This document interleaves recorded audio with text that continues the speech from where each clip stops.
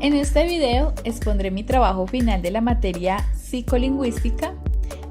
Para el final decidí hablar sobre el texto Psicogénesis y Desarrollo del Lenguaje de Víctor Miguel Niño Rojas, que fue el primer texto que abordamos en clase y el que más me llamó la atención.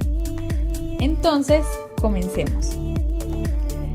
En el primer apartado nos expresa que el hombre habla por naturaleza y a la vez por necesidad, y es esta facultad la que nos autodefine como seres humanos, porque el hombre ante todo es una criatura que busca de sí mismo, y es por esta razón que el hombre ha descubierto varios secretos que no solamente son de él, sino también del universo, adquiriendo un conocimiento donde el hombre se da cuenta que tiene la posibilidad de descubrir que sabe, o diciéndolo de otras palabras, que puede adquirir un saber.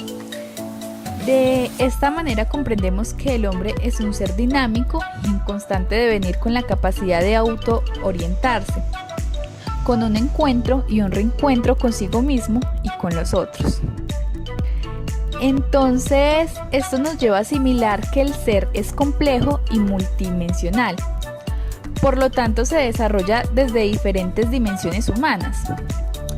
Estas son: cognitivo, es el don del saber, siendo un ser autoorientador. Biológico, que tiene un comportamiento igual que los animales, porque son esencias básicas como nacer, alimentarse, comunicarse, sentir dolor, gozo, entre otros. Afectivo, es un ser ligado a los demás seres y con el mundo dentro del cual vive. En otras palabras, necesita amar y ser amado, expresando sus estados afectivos. Valorativo, capacidad para integrar las experiencias mentales, afectivas, valorativas y culturales para decidir entre diferentes opciones. Espiritual, el ser trasciende de su naturaleza temporal para realizar una creencia de supervivencia sobrenatural a través de la historia y con la producción cultural. ¿A qué me refiero? A que es como una comunicación con la divinidad. Histórico-cultural, trabaja para el bien propio y de su grupo formado por la cultura. Social, es el encuentro con el otro, tocando la esencia misma de la naturaleza humana sin oponerse a lo individual. Simbólico, el ser interactúa con el mundo, construyendo sus conocimientos sobre él, desarrollando y expresando su pensamiento, necesidad, preferencia, decisiones, afectos, acciones, y por medio de los signos del lenguaje es que somos humanos. Teniendo en cuenta esto, ¿cómo podemos saber que ese lenguaje humano es único y cuáles son los aspectos que lo separan del lenguaje animal? Para responder esta pregunta, pasamos al apartado 2, manifestaciones sociosemióticas. Aquí nos habla de los métodos que usan los animales para comunicarse entre sí, logrando reconocer una comunicación a través de vocalizaciones como gritos, cantos, silbidos, graznidos, y a través de distintos movimientos y ceremonias rituales, como la comunicación de las abejas. Entonces, hay señales acústicas o auditivas, visuales, entre otras, y con estas señales los animales expresan diversos estados o necesidades, por ejemplo, alegría, placer, dolor, alarma, frío, hambre, entre otros.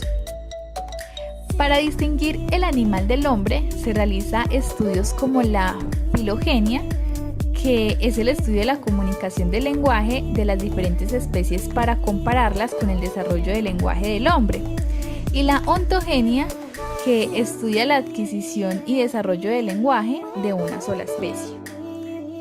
Aunque tras el experimento de los esposos Gardner, donde le enseñan a los simios sistemas de señales gestuales basados en los códigos de los sordomudos, no se le permite concluir que el animal está en condiciones de adquirir el lenguaje humano, porque los simios tienen un aprendizaje por entrenamiento y no espontáneo como lo haría el niño. Entonces, basándonos en esto, tenemos que tener en cuenta que la comunicación animal está basada en un número limitado de señales asociables cada uno a un estado interno o necesidad. Hay sujeción al control de estímulos internos y externos. Se dan producciones y respuestas asociadas a situaciones concretas.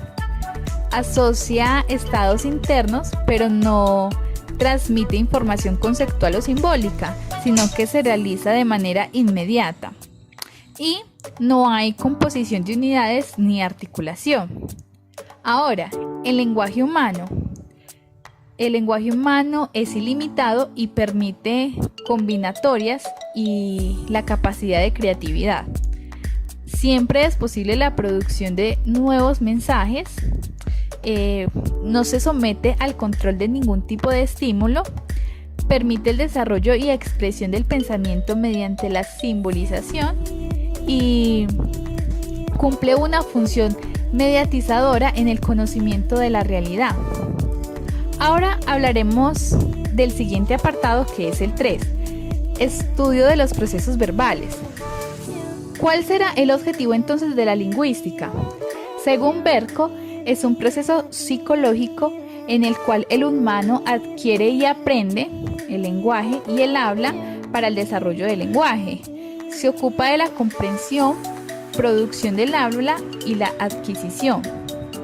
Este a su vez está constituido por los conocimientos y capacidades del humano en el aprendizaje y en el uso de la lengua, desde la primera infancia y en todas las etapas de vida. Entonces pasaremos a las distinciones conceptuales básicas. Entendiendo que el lenguaje es fónico, articulado y basado en la capacidad creativa, como lo diría Chomsky, el lenguaje se aplica a la facultad semiótica humana y no solo de las lenguas naturales. De acuerdo con Piaget, se considera que la función simbólica es más amplia que los signos del lenguaje. Por lo tanto, el habla es la acción de poner en práctica el conocimiento que el individuo posee sobre una lengua. Chomsky llamó competencia lingüística al conjunto de conocimiento que un hablante oyente posee sobre su lengua y la habilidad para producir mensajes lingüísticos. Sin embargo, en la actualidad, el problema se centra en la competencia comunicativa, que comprende el conocimiento y el uso del lenguaje entre sí, las habilidades escritas, orales, la capacidad de tipo semántico y pragmático. Conozcamos un poco los campos de estudio de la psicolingüística. Comprende un estudio amplio de problemas como la ontogenia, la semiosis, las teorías de conducta verbal, las relaciones filogenéticas, el sonido, el léxico, el significado y varios fenómenos del aprendizaje de varias lenguas, teniendo un estrecho trabajo con la disciplina pedagógica, la literatura, la sociolingüística, la biología, la pragmática y desde luego la semiótica misma. Seguimos con el apartado número 4, desarrollo del lenguaje del niño. Es muy admirable plantearse preguntas que pueden dar cuenta de la complejidad del lenguaje en su desarrollo sin la mediación de un maestro. Y esto es precisamente de lo que vamos a hablar acá. La función simbólica. El ser humano desarrolla rápidamente una capacidad para ejecutar actos libres de control externo tendientes a la elaboración, expresión del pensamiento y de la creatividad. Gracias a la ayuda mediadora de los símbolos, estos son los que permiten la cognición y la designación de las cosas, es decir, la forma de representación de todo lo que produce el pensamiento, a esta capacidad o facultad. Entonces, Piaget la ha denominado la función simbólica o facultad semiótica. Esta función o facultad habilita al hombre para tomar cognitivamente la realidad, representándola, transformándola y para aludir a ella la comunicación. La función simbólica cubre a la vez los símbolos que son las representaciones, y los signos, que es lo que nos comunica. Con esto concluimos que la capacidad humana se origina a partir de un proceso semiótico representado a partir de signos y símbolos en el aprendizaje y uso del lenguaje. Bueno, con esto podemos concluir que el ser humano siempre se hará preguntas que respondan de manera cercana a la complejidad de su necesidad de comprender la metamorfosis de su comprensión y desarrollo. Y es precisamente estas cuestiones las que nos hacen más humanos, siempre en busca de la satisfacción insaciable de sus interrogantes en cuanto a la existencia y su forma de ser, y es por esto la verdad que me encanta este tema. Entonces, son muchas las teorías que quieren dar cuenta del proceso de la adquisición del lenguaje, que nos han permitido observar en diferentes perspectivas las dimensiones humanas que nos permiten ser superiores, por decirlo así, de otros animales. Entonces, teniendo en cuenta que todo gira alrededor del lenguaje y que la comprensión de este proceso es el desarrollo que se realiza por etapas de nuestra vida, que cada vez nos configura en el mundo simbólico.